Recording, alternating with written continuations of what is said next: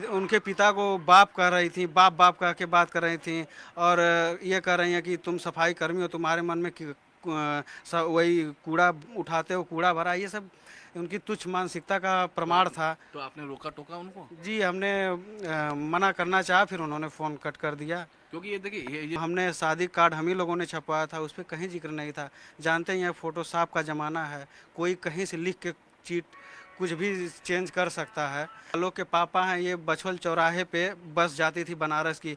कोई लड़का जाता था, पूछते थे क्या करने जा रहे हो बेटा? अगर कोई पढ़ने जा रहा है तो उसको 100, 500, 1000 रुपया दे देते थे कि जाओ अच्छे से तैयार। चौरसिया इकलौता शख्स रामकृष्ण ही है जो कि ज्योति से भी लगातार बातचीत करते हैं और आलोक से भी लगातार बातचीत करते हैं, और कहीं ना कहीं रामकृष्ण चाहते हैं कि दोनों फिर से एक हो जाए।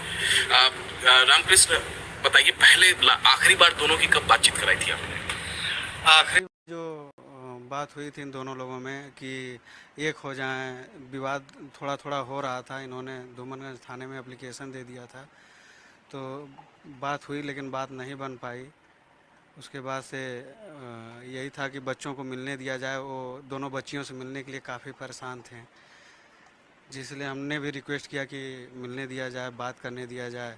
और उसके बाद नहीं बात करने के बाद फिर मजबूरन इनको मीडिया में आना पड़ा। रामकृष्ण इकलौते ऐसे आलोक के बारे में जो कुछ भी है आज जो कुछ भी कोई जानता है, तो आप समझ सकते हैं कि जो बचपन के दोस्त होता है उससे कुछ छिपा नहीं होता है। तो सबसे पहले एक एक करके मैं आपसे पूछूंगा, देखिए क्योंकि आप लगातार बातचीत भी करा रहे थे आलोक और ज्योति के बीच में। वो 8 मिनट का एक कन्वर्सेशन भी हमने देखा था कि किस तरीके से आपने बातचीत कराने की कोशिश की थी। मुझे एक बात बताइए, सबसे पहली बात, जो ज्योति ने आरोप लगाया कि सफाई कर्मचारी था ये, लेकिन झूठ बोल के ग्राम पंचायत अधिकारी अपने आप को बता दिया था, झूठ बोल के शादी हुई थी, इस बारे में ज्योति से आपकी बातचीत हुई, आलोक की आपकी बातचीत हुई? देखिए, हम तो शुरू से ये बाद में इलाहाबाद चले गए पढ़ने, हमने आजमगढ़ आ गया पढ़ाई करने। तो इनका जब 2009 में हुआ तो हमने पुलिस वेरिफिकेशन उसमें आता है, तो ये हम हमारे साथ आके इनका हमने सफाई कर्मी का पुलिस वेरिफिकेशन कराया।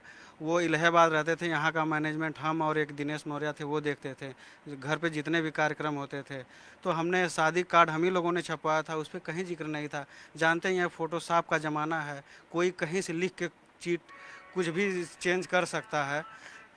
तो शादी वाली बात उस समय सबको क्लियर थी। हालांकि ये दूर की रिश्तेदार भी हैं ज्योति मौर्य, जो इनके एक चाचा हैं घनश्याम, उनसे डायरेक्ट रिलेशन था इनका, उन्हीं के माध्यम से शादी हुई थी। इनके एक चाचा इनके जस्ट बगल में दरोगा थे, चिरई गांव के पास जो थाना था।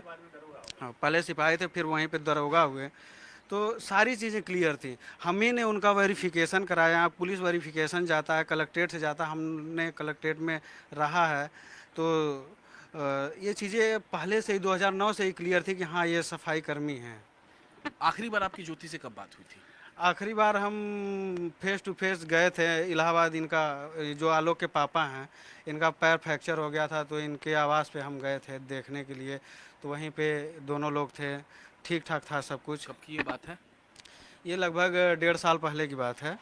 तो तब मामला सब दोनों में एकदम हाँ, हाँ, कूल था, उस कोई समय लड़ाई कोई झगड़ा नहीं? ऐसा लड़ाई झगड़े की बात नहीं थी। इन्होंने भी हमसे अच्छे से बात किया, पहले की तरह लोग ये भी मिली। और उन लोगों ने भी काफ़ी, हम लोगों रिस्पेक्टफुल फैमिली थी। हमेशा गांव में भी लोगों की रिस्पेक्ट किया करते थे। जैसे जो आलोक के पापा हैं, ये बछवल चौराहे पे बस जाती थी बनारस की। कोई लड़का जाता था, पूछते थे क्या करने जा रहे हो बेटा? अगर कोई पढ़ने जा रहा है तो उसको 100, 500, 1000 रुपया दे देते थे कि जाओ अच्छे से तैयारी करना। तो ये था। तो मुझे मुझे एक बात बताइए, जब आखिरी बार फोन पे कब बातचीत हुई थी? आखिरी बार ये लगभग 2 महीने हो गए हैं।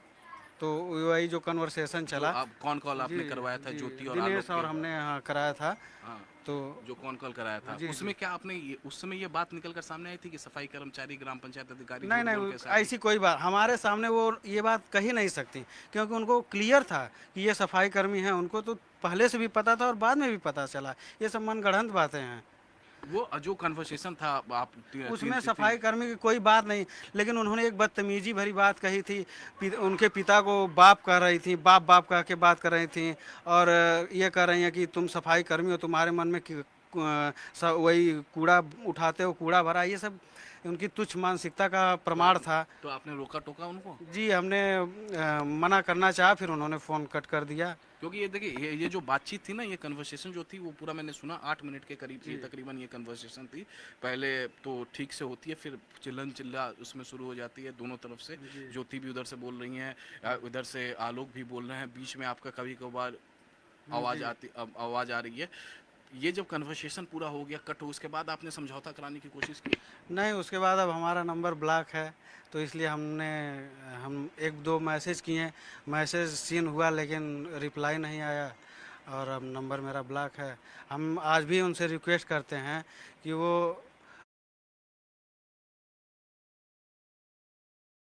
क्योंकि सौतेला बाप सौतेली बेटियों को कभी बेटी नहीं मानता है। आप भी देखते हैं ज़माने में कि कितनी गंदी नज़र से देखता है। इस चीज़ का बस ख्याल करके उसके पास प्लीज़ आप न जाएँ तो अच्छा होगा।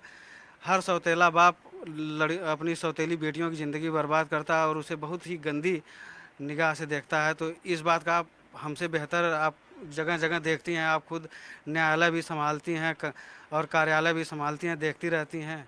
तो इस चीज़ से उस आदमी के पास प्लीज़ ना जाएँ, क्योंकि उसके 4-6 अफ़ेयर पूरी दुनिया देख रही है।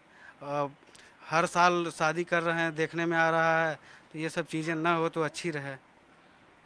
आप आलोक ने कभी अपनी अपनी बातें आपको कही कि कब से लड़ाई झगड़ा कैसे शुरू हुआ, कैसे मनमुटाव शुरू हुआ, कब से वो अलग रह रही है? जी, ये एक बार बताएँ कि जो सरकारी आवास था वहाँ पे, तो उस आवास पे इन लोगों को आपत्तिजनक हालत में देखें